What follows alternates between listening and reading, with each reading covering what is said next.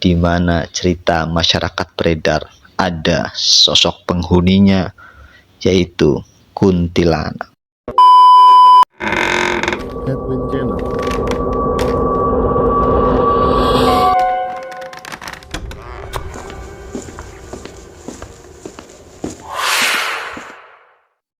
Sampai cerita malam Jumat.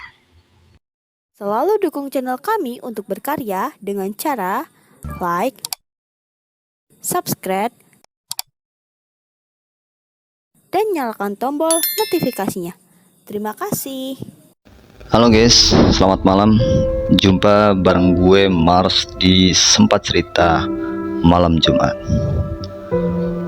Seperti malam Jumat sebelumnya, gue Mars akan menceritakan tentang cerita misteri.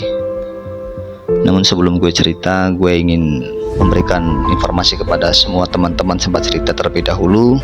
Jika bertanya kenapa malam Jumat ini yang bercerita bukan Fahri, jadi gue mau kasih tahu ke teman-teman semua, jika kedepannya Fahri dan host kita yang satunya itu Raifana tidak bisa lagi membersamai kita di Sempat Cerita dengan alasan ingin berfokus kepada pekerjaan dan pendidikannya. Jadi mohon maaf banget kepada sahabat-sahabat Sempat Cerita jika kedepannya tidak bisa lagi mendengarkan cerita-cerita dari Fahri dan Raifana. Mudah-mudahan di kemudian hari kita bisa berjumpa kembali saat pekerjaan atau pendidikannya dianggap bisa dibagi untuk mengisi cerita-cerita di Sempat Cerita Malam Jumat. Baik guys, gue mau cerita nih. Salah satu pengalaman misteri yang dialami oleh seseorang. Kisah nyata ini dia tulis di salah satu web, yang nanti gue akan bagi webnya di deskripsi. Namun sebelum itu tetap dukung konten kita ini jika teman-teman menyukainya dengan cara memberikan subscribe, like, dan tombol notifikasinya agar tidak ketinggalan setiap cerita-cerita yang kami sajikan untuk teman-teman Sempat Cerita Malam Jumat. Cerita ini dituliskan oleh salah satu orang yang sebut saja namanya Tanti. Cerita ini terjadi pada saat Tanti ini masih kecil. Jadi dia mengaku dia tinggal di sebuah kota kecil yang jauh dari kebisingan kota besar, yang biasanya ramai dengan hiruk-pikuk kendaraan dan lain sebagainya. Beda, kota-kota kecil di Indonesia ini lebih kental katanya dengan aroma mistisnya dan hal-hal yang menyeramkan tentang hal-hal gaib dalam benaknya gitu. Jadi Tanti ini melanjutkan, jika anak-anak di kota-kota besar itu lebih sering mendengarkan cerita-cerita seperti Cinderella, Putri Salju, dan lain sebagainya gitu loh. Tanti ini mengaku dia lebih sering mendengarkan cerita-cerita mistis, cerita-cerita misteri seperti kuntilanak, genderuwo, dan sebagainya. Mungkin banyak yang tidak terbiasa dengan mistis ya, dengan kisah-kisahnya. Tapi inilah yang Tanti alami saat masih kecil. Tanti ini diwajibkan untuk rutin mengaji oleh orang tuanya. Jadi setiap hari itu Tanti dengan teman-teman sebayanya yang usianya saat itu masih sekitar 7 tahunan, setiap hari ini harus berangkat ngaji gitu. Harus berangkat datang ke salah satu tempat di mana pengajian itu dilaksanakan. Sebutlah di salah sebuah masjid gitu loh, yang jaraknya sekitar 10-15 menitan ditempuh dari rumah Tanti jika berjalan kaki. Aktivitas mengaji ini dimulai dari jam 3 sore sampai dengan pukul 5 sore. Jadi otomatis nih guys, kalau sudah jam 5 sore aktivitas mengaji itu dianggap selesai. Ya tapi namanya juga anak-anak. Tanti seperti anak-anak pada umumnya, jadi dia tidak langsung pulang ke rumahnya gitu. Jadi dia selesai ngaji jam 5 sore ini lebih memilih bermain dengan teman-teman sebayanya.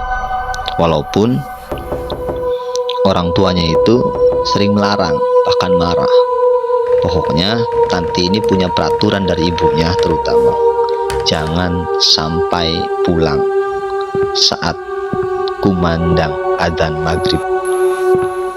Sudah mulai diserukan.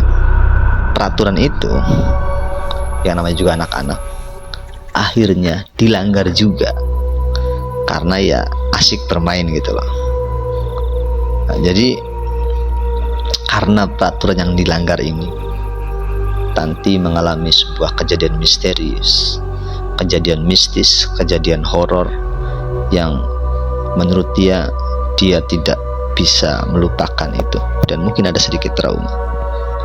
Saat Tanti kecil, beredar cerita dari masyarakat sekitar jika ada salah satu sosok hantu kuntilanak yang mendiami atau menghuni sebuah pohon jambu. Karena Tanti tidak terlalu percaya sebenarnya, jadi ya dia termasuk yang acuh aja gitu, cuek aja.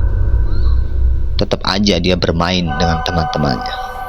Dan pada sore itu dia bermain petak umpet. Lebih serunya lagi, dia bermain petak umpet di sekitaran pohon jambu yang dimaksud dalam cerita masyarakat sekitar itu. Menurut Tanti, entah mengapa sore itu terasa berbeda dari sore-sore biasanya. Padahal tidak ada hujan sebelumnya, tapi udara terasa dingin, bahkan lebih dingin dari biasanya. Ya, mungkin perasaan Tanti saja seperti itu menurutnya. Akhirnya Tanti dan teman-temannya pun tetap melanjutkan permainan petak umpetnya. Tibalah saat giliran Tanti harus bersembunyi. Jadi kalau main petak umpet kan ada yang jaga dan ada yang sembunyi. Nah, ini Tanti ini mendapatkan giliran sembunyi. Nah, pada saat hitungan si penjaga 1, 2, 3, 4 dan seterusnya, semua teman-teman termasuk Tanti bersembunyi agar tidak ketahuan oleh si penjaga. Dan entah mengapa, secara kebetulan atau secara tidak sengaja, Tanti memilih bersembunyi di balik pohon jambu. Jadi Tanti bersembunyi di balik pohon jambu, di mana cerita masyarakat beredar ada sosok penghuninya, yaitu kuntilanak. Tanti tetap menunggu sampai teman-temannya menemukan Tanti, tapi lambat laun suasana tuh sudah sunyi gitu loh. Hanya sesekali aja sih mendengarkan langkah teman-temannya gitu. Teman-temannya nyari-nyari yang sembunyi yang lainnya gitu loh. Waktu sudah beranjak makin petang. Entah kemana teman-temannya tidak menemukan Tanti atau nyari di luaran sekitaran pohon jambu itu. Sayup-sayup Tanti mendengar suara tangisan. Awalnya dia seperti tidak percaya, maksudnya menepis apakah ini hanya perasaan saja, gitulah. Dia dengerin dengan seksama, suaranya terdengar pelan-pelan gitulah, pelan samar gitulah. Dan lama-lama suara tangisan itu, guys, menurut Tanti menjadi semakin jelas. Bulu kuduknya merinding seketika. Apalagi setelah Tanti menyadari jika suara tangisan itu berasal dari atas pohon di mana saat itu dia bersembunyi. Sempat terpikirkan dalam benak Tanti bahwa mungkin aja sih suara itu tuh suara teman-temannya yang iseng gitu, ngerjain dia. Tapi di antara ketakutan dan rasa penasarannya, dia juga menepis. Kan teman-temannya kan perempuan, gak mungkin juga pada bisa manjat pohon jambu gitu loh. Jadi dia merasa takut, tapi ada rasa penasaran. Dengan sisa keberanian yang ada, dia tuh, guys, akhirnya memberanikan diri untuk melihat ke atas pohon jambu tersebut. Saat kepalanya nengok ke atas pohon jambu tersebut, Tanti tiba-tiba nge-freeze. Dia diem. Jantungnya seperti berhenti berdetak untuk sejenak. Apa yang dia lihat ternyata di luar dari apa yang dia pikirkan. Ada sesosok makhluk yang menurut dia selama hidupnya ini tidak pernah dia lihat. Aneh. Makhluk itu berada di atas pohon jambu itu. Dia menyerupai wanita. Rambutnya panjang. Tapi dia tidak bisa melihat wajahnya gitu.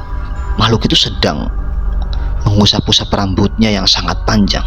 Otak kecilnya mengingat kembali, makhluk itu kok mirip ya dengan hantu perempuan yang biasa dia lihat di televisi gitu loh. Biasa dia dengar dari cerita masyarakat sekitar. Suara awalnya menangis. Lambat laun suara itu berganti menjadi tawa. Tawanya membuat Tanti merasa lebih takut. Jantungnya menggebu. Dia berkeringat. Dia tidak bisa berpindah dari tempat di mana dia bersembunyi. Ingin dia lari, tapi sangat kesulitan. Suasana makin senja, membuat peristiwa itu dalam kondisi yang lebih menakutkan. Dan secara otomatis Tanti pun menutup matanya. Lalu saat Tanti membuka matanya, tiba-tiba makhluk itu sudah di depan wajahnya Tanti. Dia saling berhadap-hadapan, guys. Dia melihat sosok wajah yang penuh dengan darah. Dia merasa tidak harus melakukan apapun. Akhirnya Tanti berteriak sekencang-kencangnya. Itu satu kesempatan Tanti bisa berteriak. Dan karena Tanti mampu berteriak, dia akhirnya lari menuju teman-temannya dia sambil menangis sejadi-jadinya. Dia masih mendengarkan tawa rintih dari kuntilanak itu. Dia lari sejauh mungkin menghindari pohon jambu di mana dia bersembunyi sekitar beberapa meter. Dan teman-temannya memang sudah pada pulang waktu itu.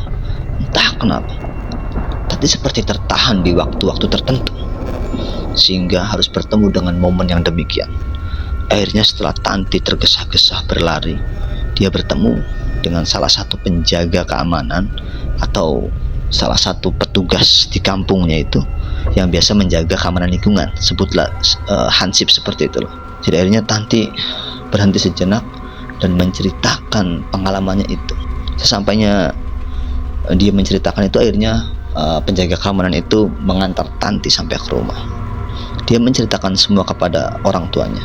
Dan akhirnya untuk melengkapi pengalaman kisah Tanti ini, orang tuanya pun menceritakan, itulah kuntilanak yang sering orang tuanya ceritakan. Dan pohon jambu di mana Tanti bersembunyi itu adalah tempat bersemayamnya kuntilanak tersebut. Bayangin guys, seorang anak kecil usia sekitar 7 tahun 8 tahunan harus bertemu langsung dengan penampakan sesosok makhluk wanita berpakaian putih lusuh kekuning-kuningan, seperti pakaiannya tidak dirawat guys. Rambutnya panjang, dia sedang mengusap-usap rambutnya. Bahkan ketika Tanti sejenak saja dia menutup matanya, saat dia membuka matanya makhluk itu berada tepat di depan matanya, membuat seorang Tanti merasa trauma akan pengalaman ini. Atas pengalaman ini Tanti sendiri menceritakan dia sangat trauma. Dan setelah kejadian itu Tanti tidak pernah lagi melewati area pohon jambu tersebut guys. Kalaupun dia harus lewat, akhirnya ada doa atau bacaan-bacaan ayat kursi seperti itu yang harus dia baca. Jadi pengalaman itu menurut Tanti dalam kisahnya ini dianggap cukup membuat trauma perjalanan hidupnya. Dan dia hanya berpikir serta berharap kejadian itu hanya terjadi sekali saja seumur hidupnya. Demikian guys cerita Tanti di Sempat Cerita Malam Jumat ini yang bisa gue bagi. Mohon maaf kalau ceritanya nggak bisa detail, nggak bisa panjang. Nanti gue bagi sumber ceritanya dari mana. Barangkali kalian mau melihat detail ceritanya lebih panjang lagi. Gue Mars pamit undur diri. Dan sampai jumpa di Sempat Cerita Malam Jumat episode berikutnya. Bye-bye.